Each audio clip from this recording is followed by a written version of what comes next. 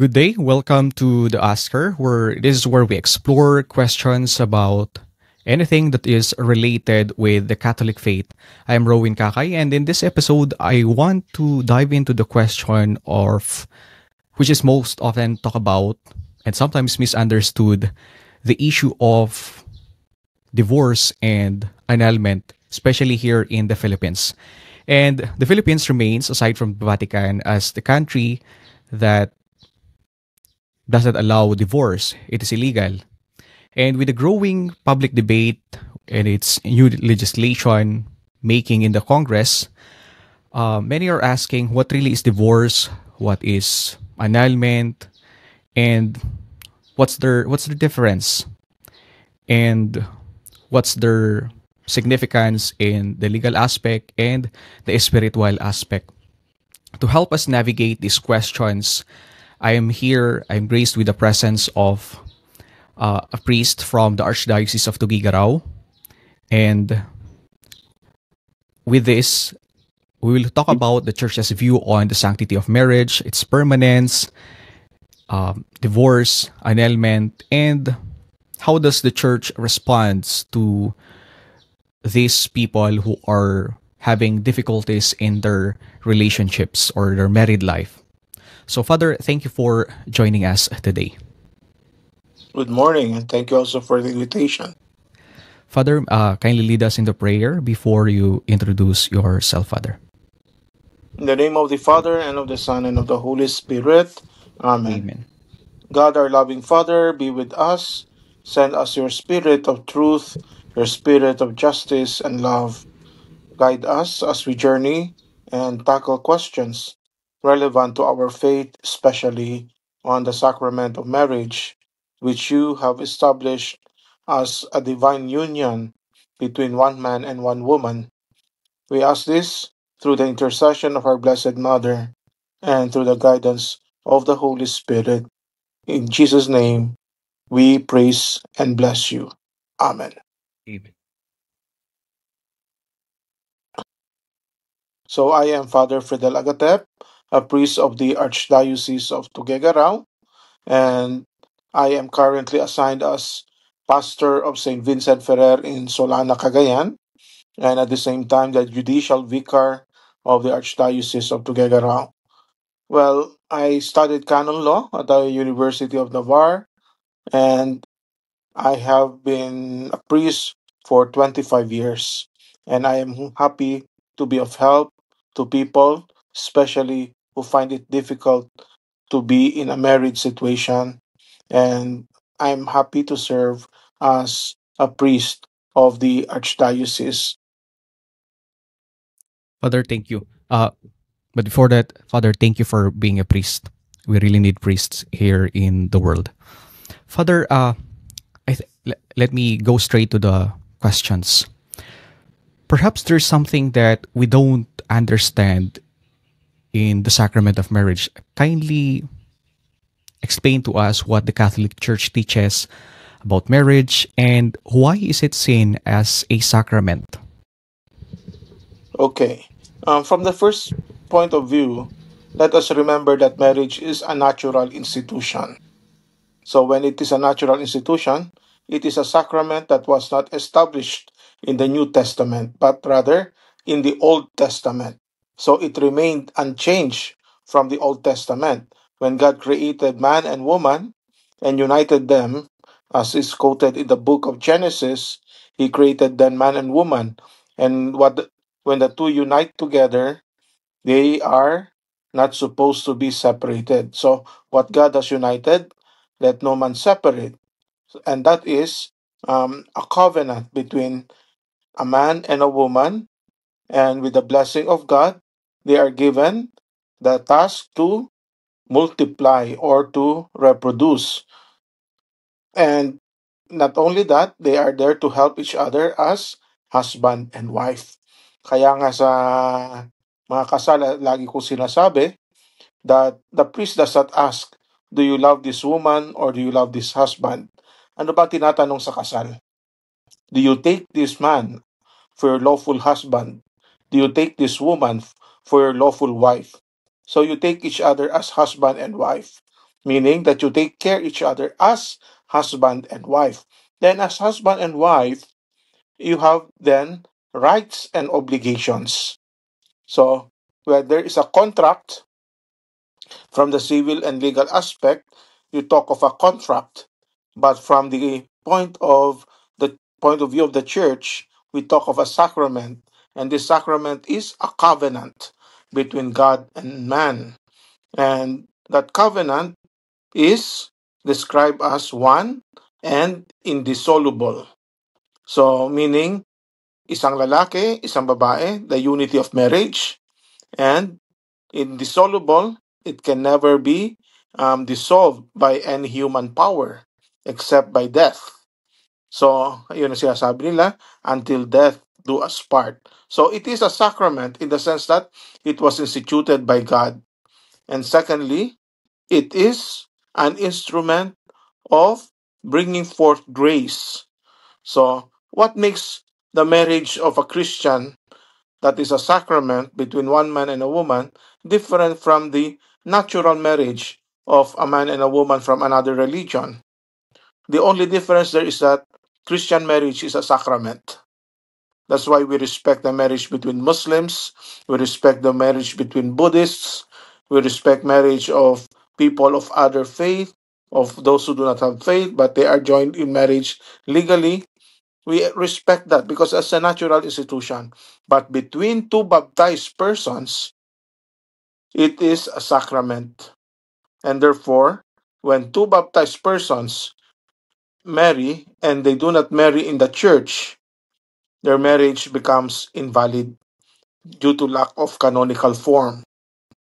So, it is obligatory then for every Christian validly baptized to contract marriage according to the canonical form so that automatically it becomes a sacrament. So when we speak of a sacrament here, it involves two baptized persons, one baptized woman, one baptized man, who are free from impediments and they have the consent.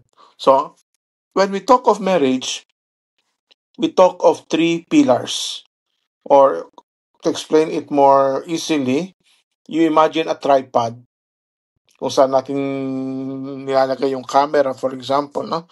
You use a tripod na may tatlong paa.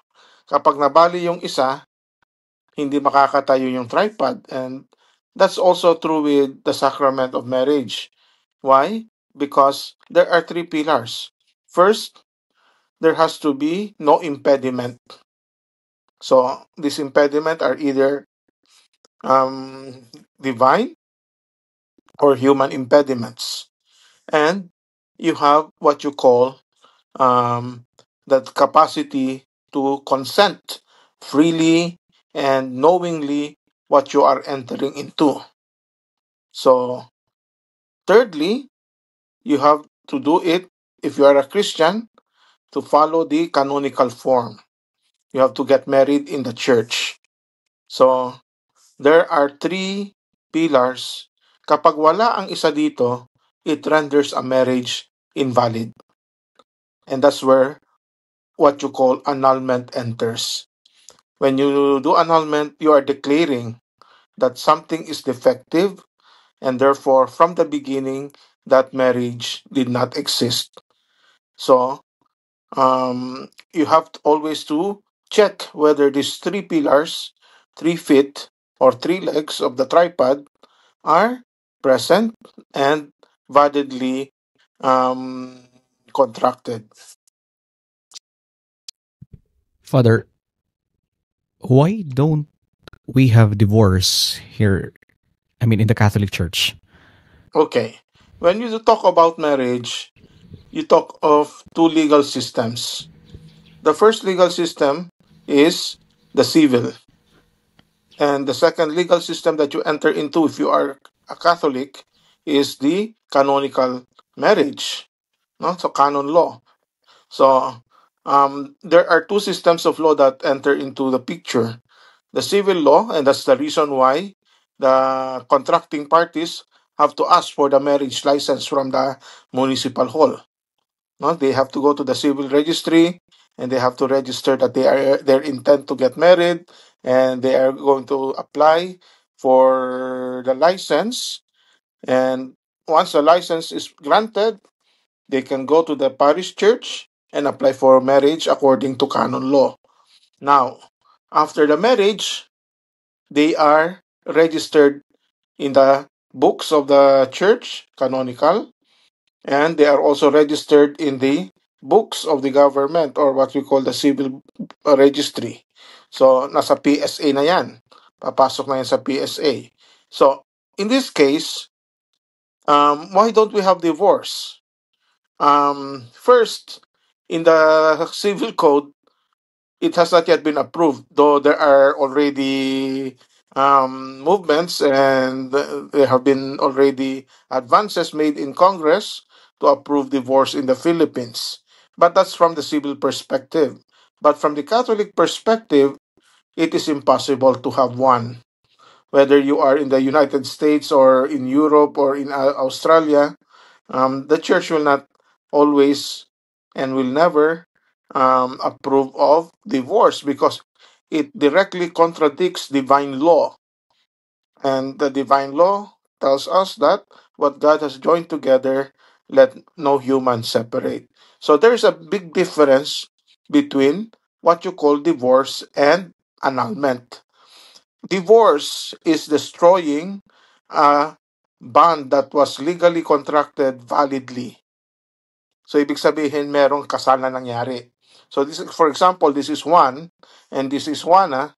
When they contracted marriage, they said, I do to each other. Wala namang depekto yung kanilang consent. Wala naman silang impediment. Wala naman silang ginawa na against the canonical form. So, valid yung kasal nila. So, once a marriage is valid and is a sacrament, it cannot be dissolved anymore. It can never be separated. While in annulment, andito si Juan, andito si Juana, nagmarcha-marcha sila, nagpakain sila ng libo-libong tao sa kanilang kasal, pero nung kinakasal pala sila, si Juan, iba ang iniisip. Iniisip niya yung ekta-ektaryang lupang mamanain ni Juana. So, pinakasalan niya si Juana dahil sa ekta-ektaryang lupa na nasa isip niya. No? So, there was fraud. So, ang pinakasalan ni Juan ay yung lupa ni Juana, hindi si Juana. So, may impediment na doon. No? Tapos, baka vitiated din yung consent niya kasi napilitan lang siya dahil may utang si Juan na kailangan bayaran at kinakailangan niya ng pera. So, in other words, may depekto. So, kung may depekto, walang kasal na nangyari talaga. Hindi nabuo yung bond of marriage. Kasi, may depekto sa pag-iisip, may depekto sa intention. So, there was an impediment of fraud. So, from that time on, kahit na may marriage license sila pinirmahan, may certificate silang pinirmahan, may mga picture sila, naka-traje de boda yung mga kinasal, mga mayor, governor pa yung mga sponsors, walang kasal na nangyari. So, what you do then is, you declare that what happened is invalid. So, that's what you call declaration of annulment. Kaya dapat lagi natin sinasabi, declaration of annulment. So, you declare that from the very beginning, that marriage was null and void. So, I repeat, the church will never allow divorce because it contradicts divine law. Secondly, although civil law will approve it perhaps in the future, magkakaroon tayo ng diborsyo sa Pilipinas, then you can, from the civil point of view, divorce ka. Pero pag sa simbahan, ikinasal ka sa simbahan, you will have to remain married pa rin. Kasi wala tayong divorce. Now, it's another thing if you seek annulment.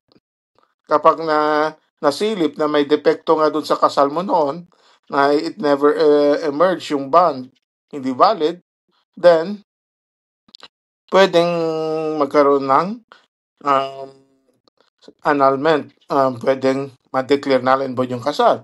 Pero paano na yung situation ng mga mag-asawa na nag-aaway palagi, na halos patayin na yung babae, for example, kasi lasanggero yung asawa, tapos irresponsible, laging inaaway.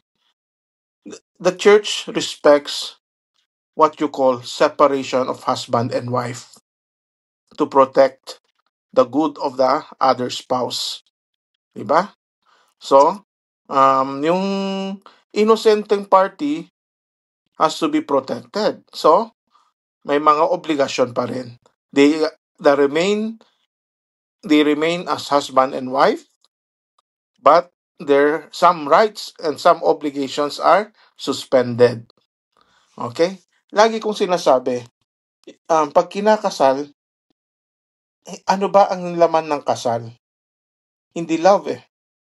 Kasi pag sinabi mong love, that's romance. Yung romance, it fades away. Pag kulubot na kayong dalawa ng mukha, tapos hindi na sexy, hindi na maganda ang bawat isa. At ayaw nyo na yung physical anyo ng bawat isa. You cannot just leave each other dahil nagpakasal kayo. So, ano meron doon? You have still the rights and obligations. Why?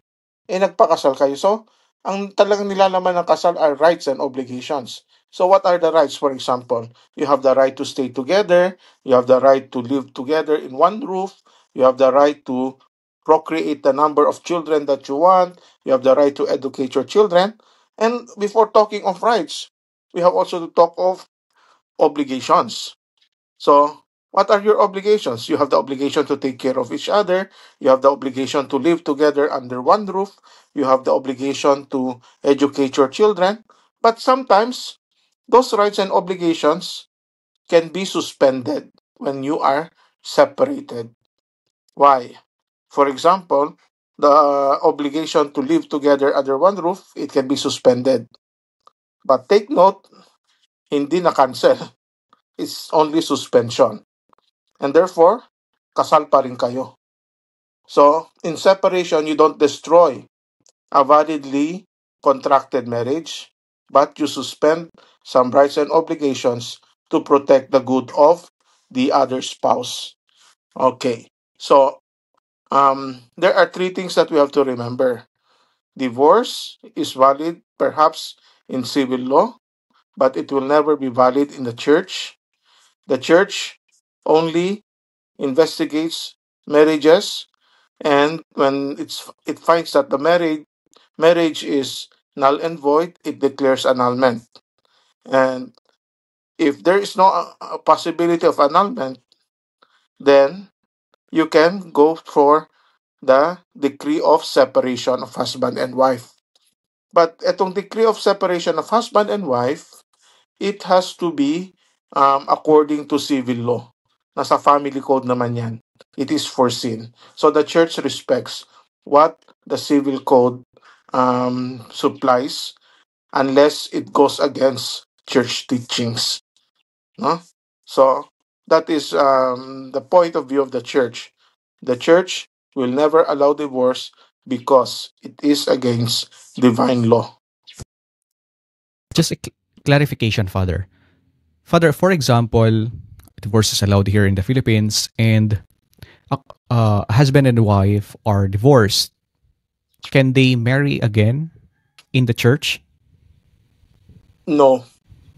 Kaya sinabi ko kanina, there are two systems of laws that are applied here. The civil effects and the canonical effects. No? From the civil point of view, you can be divorced. But from the Catholic point of view, you can never be divorced. So pwede ka ma-divorce civilly, but under the eyes of God, you are still married. Thank you, Father. Father, sometimes when the issue of divorce and annulment are brought out, they sometimes quote or they quote the Bible. For example, they make use of Moses. Sabi ni Moses, pwede daw silang maganal. Mhm. Sabi ni Jesus, something like this. How can we respond with that, Father? Di ba sabi dun sa The New Testament, no tirano si Jesus. Why did Moses allow divorce in the Old Testament? Jesus said, because of the hardness of your heart. But from the beginning, the original design of God for marriage is that it is when a man leaves a woman, leaves his family and lives with his wife, and the two are joined together, no man can separate them anymore. So that's the original design. So Jesus in the New Testament is restoring the original design. But in the Jewish law or the Torah, Moses allowed it. But um, that is because of the difficult situation then. So, what he tried to do, Jesus wanted to restore the original design. So, what Moses then proclaimed at the Old Testament is no longer valid. So, it went against divine law, kumbaga. No? So, um, it was only a sort of epikeia or something na parang ginawang um, something to resolve a case, that a dilemma that could bring out a better effect. Thank you, Father. Father, what's the perspective of the church regarding those Catholics who are divorced but haven't married? Paano po yung... Okay. Sa divorce, you have always to think of both parties, no? Kasi if they are Catholics, especially do sa mga kinasal sa mga countries abroad where they have a divorce, you have to take note always that both parties, if they are baptized, then you have to pastorally take good care of them, no? So, kahit na sino ang may kasalanan sa kanila, both of them are children of God, both of them are children of the church. So the church takes care of them.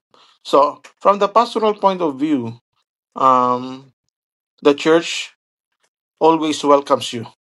Yan yung tinatawag natin na synodality. We are open, no? And no questions asked. But, again, as I said, because of your um, objective situation, when we say objective situation, yung situation na na-prove, nakikita. No? In that case, nakikita na nag-divorce na kayo kasi may public document. No? So, for example, again, some rights and obligations are suspended. No? Ano yung suspended yan? Gaya na sinabi ko, pwede silang mag-separate. No? In the church, walang divorce. So what the church encourages them is treat each other as husband and wife, but you separate. No? But if they attempt to remarry, ibang sitwasyon na naman yan. No? If they remarry and their marriage in the church was not annulled, then that is going against church teaching, and that is a sinful situation. And it is an objective situation. So they are barred from receiving Holy Communion. No? They are barred from receiving Holy Communion. So, limited. So, yung innocent party na hindi naman nag-remarry, yung party na hindi nagpakasal uli, they can receive communion. Yeah. So, ang hindi pwede mag-receive communion ay yung nasa objective situation of sin of attempting marriage while your marriage is valid in church. So, wala namang kasalanan. For example, ngayon, si Juana, hindi naman siya nagpakasal sa iba, kundi she respects na yung kasal niya, acknowledges that her marriage is still valid as a sacrament. Although separated na sila, nag-divorce na sila civilly, and now Juana wants to become a lector in the church. Can you accept her? Yes. No problem with that. No? Wala namang kasalanan si Juana eh. Siguro si Juan kasi nag-remarry siya, ay hindi siya pwedeng mag-apply na Eucharistic minister. Na extraordinary minister of Holy Communion. Bakit? it goes against the teaching. He goes against the teachings of the church, and at the same time, you go against the doctrine of the Eucharist and distribute mo. The Eucharist is the bond of love between God and His people, a sign of faithfulness. Diba? It's a sacrifice of Jesus dying for the on the cross for our sins, and now mag-a-apply ka ngayon na Eucharistic minister. That cannot be. No? Kasi you are in an objective situation of sin. And therefore, what can you do? Just be humble, attend Mass, although you cannot receive Holy Communion, but hindi naman na-suspend yung identity mo buong buo as a Christian. You can just go to Mass. Kaya nga doon sa ibang bansa, makikita mo yung mga divorcee na remarried, when they go to Mass, pag communion time, tumatayo sila, but nilalagay nila yung kamay nila nakaganyan, no? And then that's a sign na they are not supposed to receive Holy Communion, but they just ask for their blessing, no? So, in that case, again, some rights and obligations are suspended, but the identity, the being as a Christian, is not. So you still have the obligation to go to church. You still have the obligation to live as a Christian, although you are in an objective situation that is sinful. Yeah, Father. Thank you for that clarification, Father, because all I thought when a couple is divorced, they're not already allowed to serve in the church or have the communion. But thank you for that, Father. Ganun po pala, if one party or any of the parties attempted for marriage, they're the only one who cannot receive the Eucharist or serve in the church. Tama po ba, Father? Yes. Kasi ngayon sinasabi natin na objective situation of sin. You do not judge the conscience. No one sees the heart. No one knows our conscience. What we judge is the physical situation. Ano yung physical situation? Humingi sila ng diborsyo. May public document na yan. They are no longer living together as husband and wife from the eyes of civil law. No? But still, in the church, they are considered as husband and wife. So, sinuway nila yung simbahan. So, that is the objective situation. Yun ang ginudge ng simbahan. That's why some rights and obligations are suspended. Thank you, Father.